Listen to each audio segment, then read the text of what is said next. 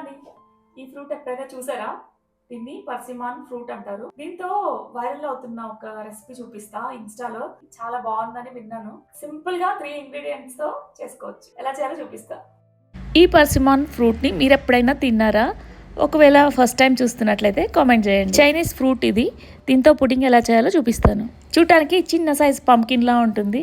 Taste కూడా స్వీట్గా ఉంటుందన్నమాట. ఫస్ట్ అయితే దాని మీద పీల్ చేసేసుకొని ముక్కలుగా కట్ చేసి ఒక మిక్సీ జార్లో ఒక 2 స్పూన్స్ కోకో పౌడర్ యాడ్ చేశాను. అలానే అది ఎలాగో స్వీట్గా ఉంటుంది కాబట్టి కొంచెం నా దగ్గర ఉన్న బెల్లం పౌడర్ని యాడ్ చేశాను. లేదంటే హనీ కూడా వేసుకోవచ్చు.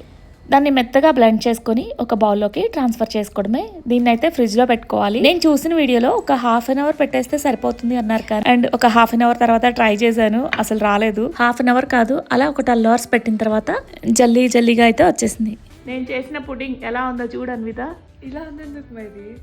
హెన్న తర్వాత చింతపండు పేస్ట్ ఇవన్నీ గుర్తొస్తాయి చూస్తుంటే. ఒకసారి తిని చూడు.